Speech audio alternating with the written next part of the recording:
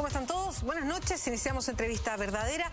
Pueden hacer el programa junto a nosotros y por eso motiva el hashtag, es gato, hashtag yo hago EV, para que ustedes también hagan sus preguntas o comentarios a nuestro próximo entrevistado. Es el analista internacional Libardo Buitrago. Libardo, ¿cómo estás? Gracias por venir. Muchas gracias por la invitación, Beatriz. Libardo, cuando el Papa en su visita, ahora ya llegó a Paraguay, pero mientras estuvo en Bolivia, cuando mencionó la palabra, esto lo digo por el mar, ¿quién ganó ahí? ¿De quién fue el punto? ¿De Bolivia o de Chile? Del Papa. A ver. El Papa es la última reserva y en América Latina. Perdón, la última reserva que ética, moral, de conversación y de diálogo, y sobre todo en el mensaje para Chile es, recuerden que en 1984 la intermediación papal evitó una guerra, por lo tanto esa es una reserva fundamental. Creo que el Papa tiene claro esa mirada. No gana Bolivia, no pierde Chile, gana el Papa en el sentido en que se coloca en un nivel de decir, de recordar que todo problema, y esa es la invitación que él hace, debe estar el diálogo, ¿no? En un continente que tiene convulsiones es importante el diálogo. Cuando no estamos conversando es importante el diálogo. Cuando nos demandamos es importante el diálogo. Perdona, Libardo, solo para ir completando el tema. Cuando sabemos, en Chile se sabía, estos viajes se planifican y se anuncian con anticipación, de hecho ya sabemos cuándo va a venir a Chile y falta todavía. Cuando Chile sabía que iba el Papa a Bolivia y que iba a estar en estas circunstancias además, surge de inmediato el temor de que haya algún tipo de conexión del Papa con el tema del mar, del diferendo que estamos en La Haya con Bolivia, en fin. Y hay cierto resquemor de la Cancillería. De hecho, es tan evidente que desde el Vaticano establecen algunos lineamientos generales. Miren, el Papa no entra a temas bilaterales, no se mete en esto, en fin. Cuando llega el primer discurso que hace Evo Morales frente al Papa, de inmediato habla sobre cómo despojaron a Bolivia del mar, un país que estuvo en guerra, una invasión a propósito de Chile, y pone el tema sobre la mesa. Y de alguna manera el Papa ahí lo recoge. ¿No es un punto para Bolivia eso? Es punto en la estrategia comunicacional. El presidente Evo Morales, si hay algo que nos lleva a una delantera, es que su estrategia comunicacional ha ganado puntos, o sea, y permanentemente lo hace. Y es más forma que fondo. Por supuesto. En la forma, lo que tiene una oportunidad comunicacional, tiene al Papa y por supuesto hace esta reivindicación.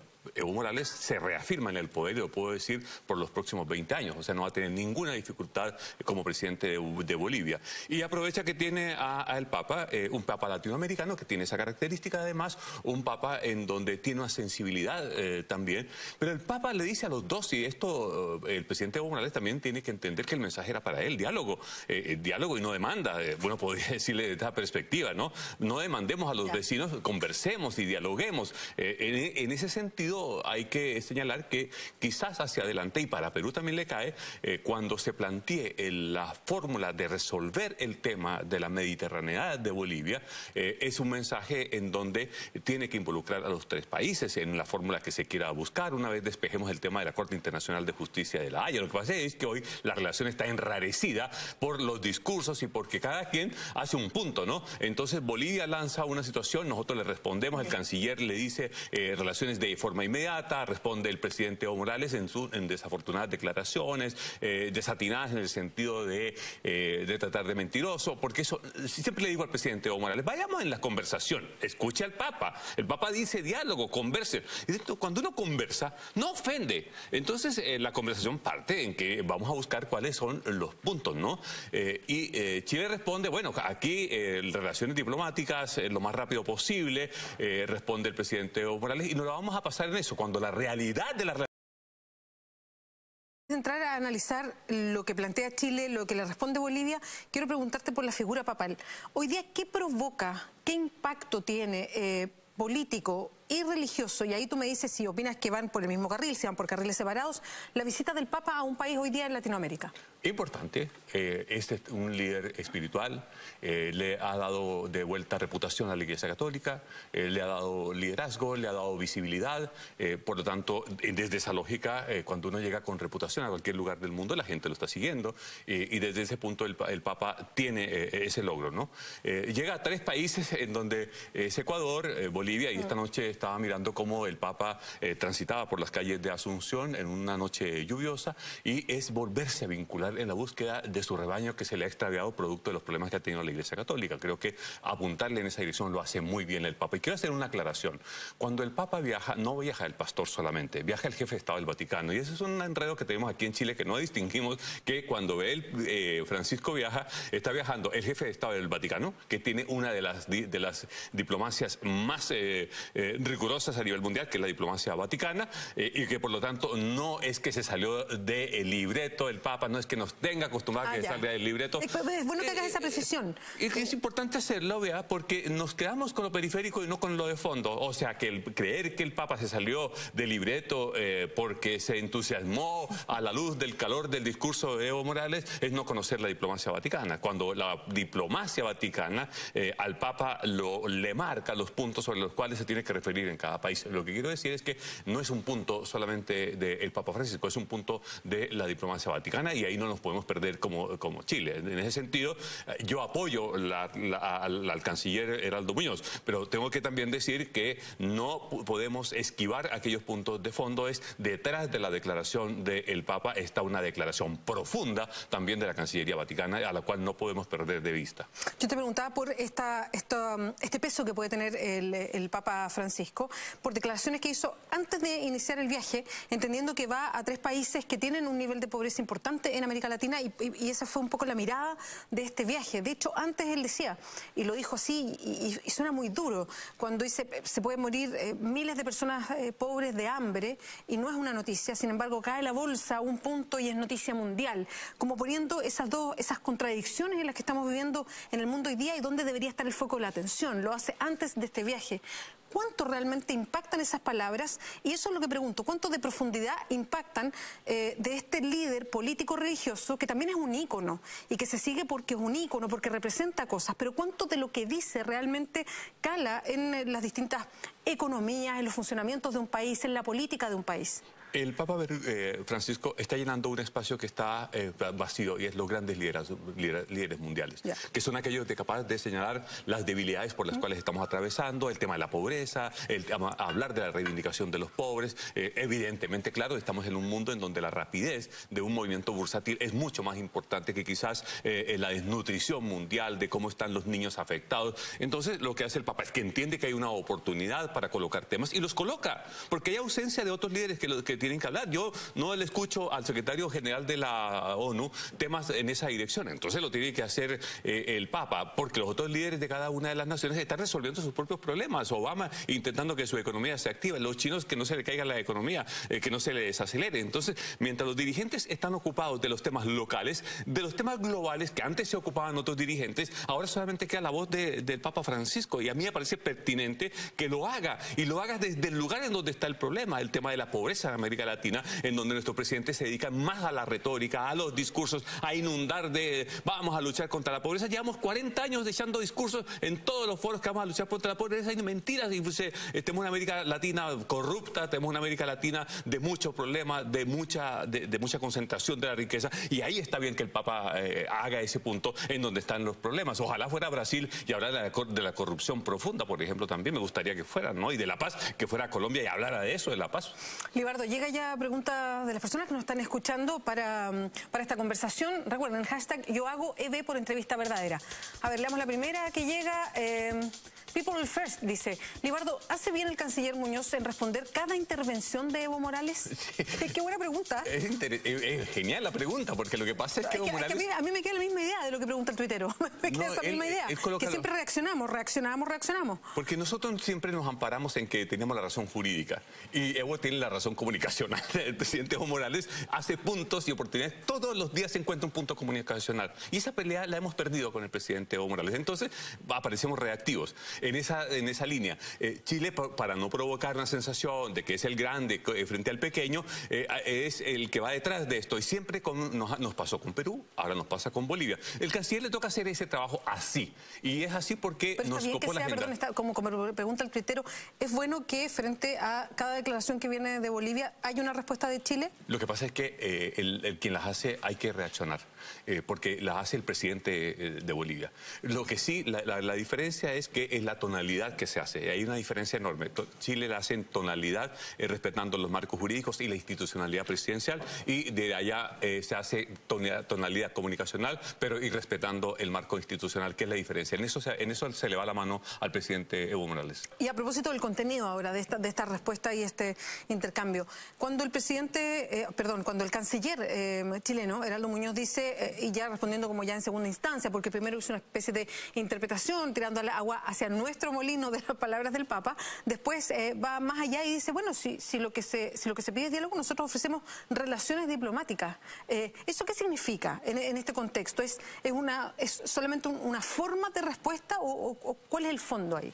El fondo es decirle al mundo, sabe que nosotros no estamos cerrados al diálogo con Bolivia, pero entiendan que que estamos demandados. Entonces es difícil reanudar un proceso de diálogo a menos que demos un paso, y en eso sería importante que el presidente Evo Morales se sacudiera y dijera, bueno, ¿sabe qué? Construyamos una relación diplomática, sí, de confianza. Vamos a generar el punto de confianza. Abramos embajadas.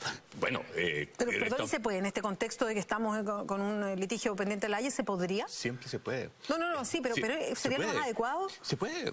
¿No es contradictorio? No, al contrario, de pronto facilita más las cosas, ¿no? Porque recién ahora van a entregar un fallo si se acoge la excepción preliminar que presentó Chile, no se resuelve de fondo. Entonces, sería una excelente oportunidad si uno quiere construir diálogo ahí. Miren, Estados Unidos y Cuba van a abrir embajadas diplomáticas, es una cosa impensable, ¿no? Siempre hay una oportunidad. Y creo que lo que sí Chile tiene que en algún momento de la vida, porque hace 6 años aproximadamente el presidente Evo Morales nos lleva la ganada a la delantera comunicacionalmente. Lo que sí tenemos que buscar en qué momento Chile la gana. Y no solamente a pararnos en que nos asiste la razón jurídica. Eso cambió. Cuando la presidenta le manda a la Corte Internacional de Justicia de la Haya y le dice que no es competente, por primera vez cambiamos el eje. Siempre nos respaldamos, nos asiste el derecho. Y ocurre que asistiéndonos el derecho, perdimos 22.000 millas con el Perú, asistiéndonos el derecho. Entonces, desde esa línea también hay que utilizar otras herramientas. 2 de ellas son la estrategia política, la estrategia comunicacional, que de manera inteligente y magistral el presidente Evo Morales nos ha dado cátedra desde La Paz cómo se hace una política comunicacional para acompañar un reclamo como el que ha planteado. Quería preguntarte, Libardo, también por el contexto de la visita del Papa. Dejábamos un poquito Bolivia, estuvo también antes en Ecuador y también en Paraguay. ¿Qué haya elegido estos países también? ¿Qué provocan? Algo adelantábamos con la pregunta anterior, que tenía esta mirada sobre tres países con un alto índice de pobreza.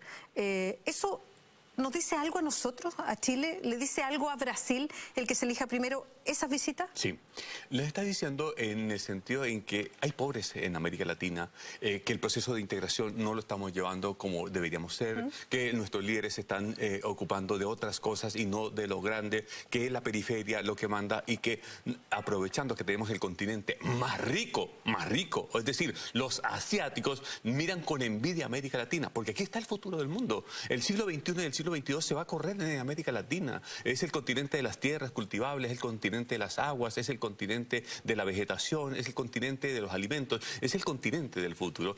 Pero sin embargo estamos arrastrando una pobreza que no la resolvemos desde donde debemos resolverla, ¿no? Entonces a esos problemas estructurales que tenemos en estos países, en Ecuador, en Bolivia y en Paraguay, el Papa los elige precisamente como un símbolo en donde no es por el tamaño, de hecho son los países más chicos de América Latina los que él eligió, ¿no? Es desde lo pequeño se puede hacer grande, ¿no? Otro Papa, Ratzinger en su momento, Benedicto XVI, eligió Brasil, porque siempre se elige Brasil, siempre elegía el Vaticano Brasil. Sin embargo, aquí hubo un giro importante. La Cancillería le dijo que bueno, ocupémonos de los pequeños países latinoamericanos en donde también hay pobreza y hagamos visible lo que allí ocurre. Tienen una estrategia vaticana lo que hay detrás de esta visita planificada por la Cancillería Vaticana. Libardo, llega otra pregunta de los auditores, de las personas que nos están viendo hasta ahora en el hashtag Yo Hago EB. Es Lucas Sajiri, dice, ¿qué importancia le da a la Corte Internacional para solucionar la salida al mar para Bolivia? El Papa. O yo, porque es interesante la pregunta. El Papa no se va a meter en el tema del litigio. Sí, de hecho no lo va a meter. Referencia a eso. No puede hacer referencia. No se esperaba tampoco, ¿no? No se espera, ¿no es cierto? Él lo que hace es, él invita a mantener un diálogo, ¿no? A decir, bueno, y es un reflejo para muchos países que puedan tener alguna divergencia, que construyan diálogo. Él a todos los dirigentes, esto no es solamente dirigido a Chile, es una equivocación solamente sacar la parte interpretativa y que nos caiga a nosotros mismos, no, es a los dirigentes del mundo que les está diciendo en un mundo de conflicto, dialoguen, conversen. Ahora, en cuanto a la Corte Internacional de Justicia de la Haya, debemos esperar el pronunciamiento. Mi respuesta, si me lo preguntara a mí, tenemos que esperar la resolución si acoge la excepción preliminar, en lo cual siempre hemos planteado 3 escenarios. Es posible que la Corte diga, ¿sabe qué? Me voy a pronunciar más adelante, voy a ver el fondo del asunto y después me pronuncio, o quizás diga, sí, Chile tiene razón y por lo tanto acojo la excepción preliminar y cerrado el caso, o le diga a Bolivia, no, quizás usted tiene la razón, entonces vamos a mirar el fondo del asunto. Perdona, solo para recordar, Libardo, ¿cuánto falta para que se tome esa decisión? Octubre. ¿En octubre de este año? Octubre, listo. Máximo noviembre. Es una resolución en donde la Corte tiene que resolver si acoge la resolución, el requerimiento chileno, en el sentido de que le dice Chile a la Corte, usted no es competente porque este tema está zanjado en el Pacto de Bogotá por el artículo 6º de ese instrumento jurídico. Ahora, ¿puede pasar que la Corte diga, ¿sabe qué? No quiero resolver todavía si me declaro incompetente, que es lo que pide Chile, porque quiero ver el fondo primero? ¿También puede ser esa respuesta? Es el cuarto escenario absolutamente viable y posible, y creo que puede ser el que tenga más posibilidad de aplicación. ¿Y eso se alarga? 2 años más. Porque empieza todo de nuevo, digamos, hay que presentar la memoria, un poco lo que vimos con Perú. 2 años más y por lo tanto se afirma el presidente de Bolivia, Evo Morales, estuvo algún tiempo bajo. Yo lo veo con un horizonte de largo porque su estrategia, al meter y hacer el cambio constitucional y meter dentro de la Constitución el reclamo que tienen que hacer todos los presidentes para la salida al Océano Pacífico, al presidente Evo Morales le ha resultado. Ya lleva 12 años en el poder y por lo tanto avisoro que quizás se quede unos 10 o 15 años más en el poder reclamando contra Chile. Ahora, Libardo, entendemos, y por lo que vimos en Perú, es muy difícil saber qué es lo que va a decir la Corte, pero hay la presentación, siempre nos ha hecho ruido, lo hemos hablado otras veces, específicamente cuando se hizo la presentación y todo lo demás, pero es extraña la petición de Bolivia frente a la Corte, porque lo que exige es una conversación, pero con un resultado. ¿Puede pedir un país eso a la Corte de esa manera? Yo entiendo que por eso está impugnando Chile, pero ¿es extraño o no? Hay inteligencia en la paz. Ellos dijeron, ¿sabe qué? No ataquemos frontalmente el tratado de 1904 porque ahí nos dicen que no, ya nos han dicho que no. No rezamos un portazo. Esto como hacerle un bypass. Claro, veamos. Y de pronto algún abogado dijo, ¿sabe qué? Aquí parece que hay instrumentos que pueden haber comprometido una voluntad que haya tenido el Estado de Chile en diferentes gobiernos de querer resolver algo que estaba pendiente. Y dice Bolivia, planteémosle eso a la Corte. ¿Sabe qué? Chile ha tenido el interés de resolver algo que estaba pendiente en diferentes gobiernos, González Videla, Pinochet, Lagos. Queremos ayudar. Entonces, le dice a la Corte, eso ha sido, hemos tenido conversaciones, hemos tenido diálogos en la búsqueda de una salida a ese problema. Ahora le pedimos que usted interceda y apoye. Y Chile lo que dice es, no, usted no tiene competencia porque está zanjado. Y técnicamente está zanjado, pero es muy habilidosa en lo intrincada que es. Y yo le aprendí a un profesor de Derecho lo siguiente. El profesor de Derecho, cuando le pregunté, ¿por qué usted estudió ser abogado y no estudió ser matemático o ingeniero? Me dijo, porque en ingeniería 2 más 2 es 4, en el derecho es interpretativo. Y la Corte interpretó, mire, en el fallo con la demanda que nos puso Perú, nos dio la razón. Sí. No olvidemos una cosa. La Corte Internacional, por ser un órgano dependiente de las Naciones Unidas, y las Naciones Unidas como tiene como misión prevalecer la paz y la seguridad mundial, está resolviendo en esa dirección. Y por eso es que nos reconoce a nosotros, en el caso del Perú, 2 elementos, pero le dice a Perú, ¿sabe qué? Desde la milla 80 ustedes son propietarios hacia las profundidades del mar de esa proporción que son 22.000 kilómetros cuadrados. Y en una de esas, interpretativamente, la Corte quizás, y yo no me quiero adelantar a eso, pero está muy novedosa también en sus fallos la Corte Internacional de Justicia de la Haya, ¿no? De donde depende, y que depende de Naciones Unidas, que preservan la paz y la seguridad mundial, y a cada quien le da un pedazo. Libardo, quiero llevarte a otro tema, alejándonos un poquito de lo que pasa con Bolivia y Chile, pero es un tema que estamos viendo todos los días en las noticias internacionales y me gustaría que de alguna manera le siguiéramos el hilo. Y tiene que ver con lo que está pasando hoy día en Grecia y la economía griega y esta figura del presidente griego que terminó siendo presidente de ese país prometiendo justamente que no iba a haber este apretón total del cinturón a la población griega. Pero primero partamos haciendo un poquito de historia. ¿Por qué Grecia está hoy día en esta situación? ¿Qué pasó con esta crisis del 2009 que los dejaron dependiente económicamente de la Unión Europea? Cuando Grecia decide participar en las ligas de la Unión Europea y es invitada, Grecia hace una estructura de cambios internos clientelista en donde se desaforan desde los dos lados, desde las izquierdas y desde las derechas, gobiernos que se van sucediendo y van haciendo unas concesiones y se arma un aparato estatal enorme en donde el tema de las jubilaciones, el tema de las pensiones, los sueldos estatales, van creando un enorme pasivo. Vienen los Juegos Olímpicos de Atenas del 2004 y junto a obras faraónicas que hoy son la evidencia de que estuvo todo mal hecho porque no se están empleando para nada, y Grecia comienza en una de las administraciones a falsear los datos, entrega los datos falsos, para decirlo directamente, y para llegar a un punto, Grecia está quebrada. Y está quebrada porque los políticos la quebraron. Y producto de eso llega el gobierno de Syriza, que es el primer ministro Alexis Tsipras, en donde es la línea más radical diciendo, bueno, yo ofrezco precisamente detener las reformas que nos piden, pero Grecia está quebrada. No hay una fórmula matemática. Grecia no produce, no tiene aparatos productivos para recuperar el enorme pasivo y las deudas. Debe el 180% del Producto Interno Bruto, es decir, se demorará 90 años para pagar la deuda si es que la pudiera pagar en algún momento. Perdona, solo para enchufarme, y disculpen a los que saben más, yo de economía me manejo re mal, pero ¿cómo puede ser que un país llegó hasta la quiebra sin que antes alguien le advirtiera que estaba pasando esto, que advirtieran en la Unión Europea y dijeran, mira, hay que mirar, ¿cómo es que pasa eso? 20 años de fiesta en la Unión Europea, con toda esta creación de esta zona geopolítica, las naciones tenían dos límites, ¿no? El déficit fiscal del 3% y no endeudarse más del 24%.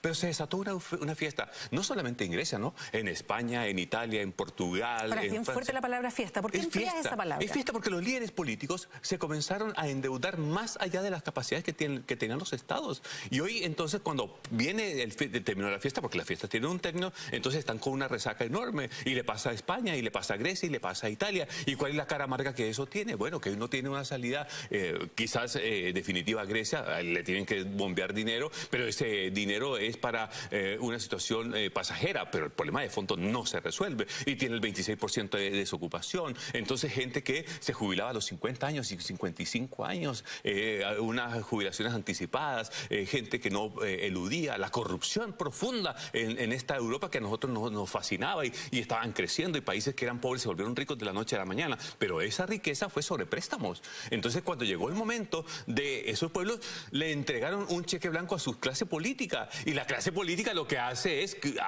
contribuye a esta fiesta, y por lo tanto llegan al poder movimientos como el de Tsipras, y la gente cree que ha llegado El Salvador. No, llega un momento a hacerse cargo de un fierro caliente Tsipras para ver cómo resuelve, y tiene que hacer concesiones dolorosas, y es muy doloroso lo que tiene que hacer esta nación, porque tiene que pagar una enorme cantidad de dinero que le han prestado. En tan solo 5 años le han prestado cerca de 250.000 millones de euros, o sea, 3 veces las exportaciones de Chile en 3 años consecutivos. Eso es lo que Grecia debe. Grecia no es una nación, sino que produce servicios turísticos y navieros fundamentalmente. Ahí está su negocio. Sin embargo, su Estado era muy pesado, los políticos lo dejaron porque crearon clientelas. Eso es lo que llamamos tener responsabilidad fiscal para conducir una nación. No hubo la responsabilidad fiscal, ni en Grecia, ni en España, ni en Italia, ni en Portugal, y por lo tanto esas naciones no han resuelto definitivamente el tema. No es solamente Grecia, ¿no? Libardo, llega más preguntas al hashtag Yo Hago ED. Es Jesús Enrique, dice, Libardo, ¿a qué se debe que las personas se jubilen a los 52 años en Grecia? Porque los políticos griegos dijeron, ¿sabe qué más? Para crear nuestra clientela, bajemos en el estado del bienestar, bajémoslo a 50, 52 años. Esa es la edad tope de jubilación. 50 y 55, creo. Claro, 50 y 50 en el caso de las mujeres y 55 en el caso de los hombres. Y jubilaciones anticipadas. Entonces, no hay un estado, porque técnicamente, ¿cuánto trabaja uno? ¿20 años?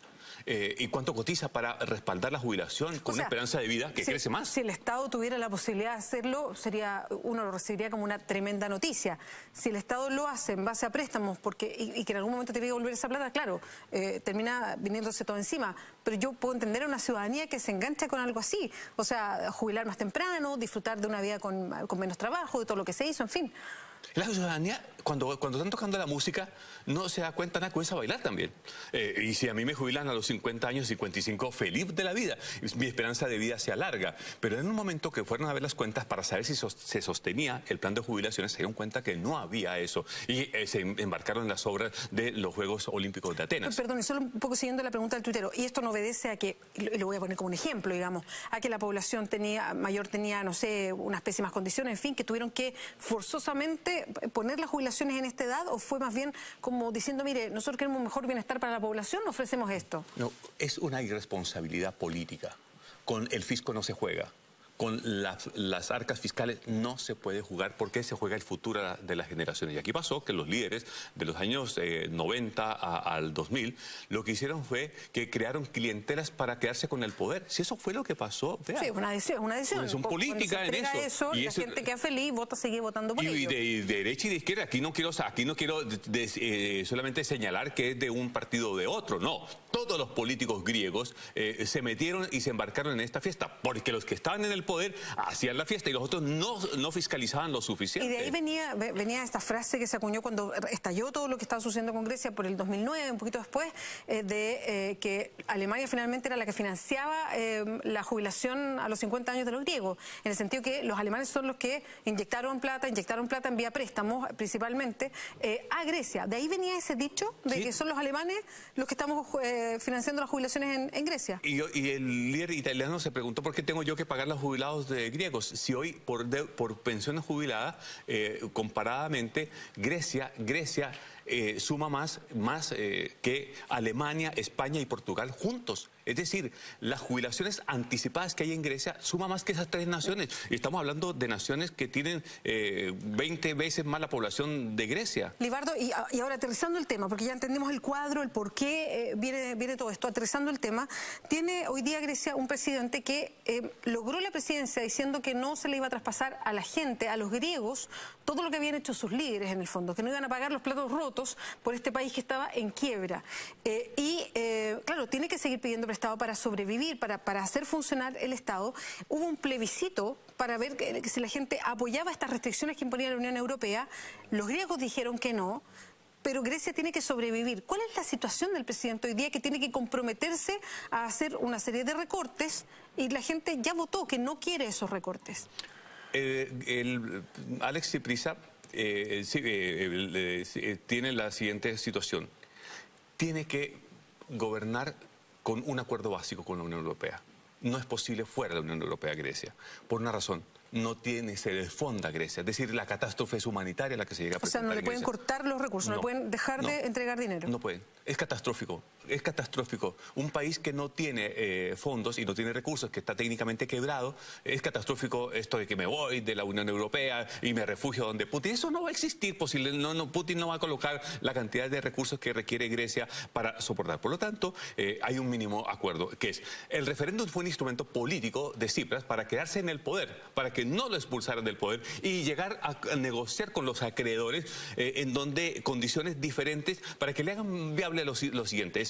¿Cómo hacen posible que Grecia continúe en el euro, pero que vaya cumpliendo con algunas cosas básicas y durante un proceso de años vaya haciendo los ajustes que se requieren? Elevar el IVA, extender el periodo de las jubilaciones, de las pensiones, que es lo que se comprometió en este acuerdo, que esperamos que mañana se lo aprueben, si no mañana al domingo. Yo creo que se lo van a terminar aprobando. Y entonces ahí viene lo que es la realidad de la propuesta política que se hace antes de que lo elijan a uno presidente o jefe de un gobierno, con la realidad que el momento exige. Y Grecia exige una realidad distinta. Fuera de la Unión Europea no va a tener acceso a fuentes de recursos adicionales y sería un desplome y una pobreza absoluta para Grecia. Por dentro de la Unión Europea puede seguir haciendo un proceso escalonado de lenta recuperación, pero el problema no se subsana a lo menos en 50 años, el grave problema económico, por una irresponsabilidad en el manejo fiscal que tuvieron los políticos griegos y que hoy la está pagando esta generación. Ojalá a Tsipras le vaya bien. Yo creo que va a llegar a acuerdo con sus acreedores. Libardo Buitrago, muchas gracias por acompañarnos esta noche. A ti por invitarme, gracias. Y ahora vamos nosotros a un resumen de noticias. La directiva del Colegio de Profesores decidió este viernes mantener el paro nacional que el magisterio inició el 1 de junio pasado. Durante una reunión que duró toda la mañana, los dirigentes del gremio decidieron que la respuesta entregada por el Ministerio de Educación a sus demandas no es suficiente para levantar la movilización. El senador del MAS, Alejandro Navarro, dijo haber quedado con una sensación amarga tras el discurso en el que la presidenta Michelle Bachelet fijó la postura que adoptará su gobierno ante el nuevo contexto económico, donde manifestó que habrá que dar mayor gradualidad a los compromisos. Advirtió además que de no cumplir los compromisos de la campaña van a perder el gobierno y esto será el fin de la nueva mayoría.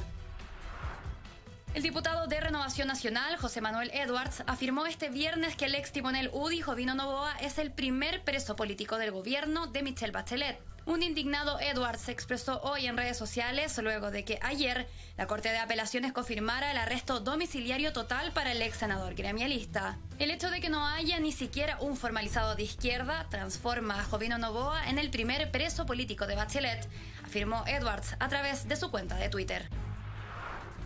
Si el restablecimiento de las relaciones diplomáticas con Chile va a resolver el enclaustramiento de Bolivia, estamos dispuestos a retomarlo. Así respondió el canciller David Choquehuanca a la propuesta realizada esta mañana por Heraldo Muñoz, tendiente a restablecer las relaciones diplomáticas de forma inmediata y pese al juicio en la Corte Internacional de Justicia de La Haya.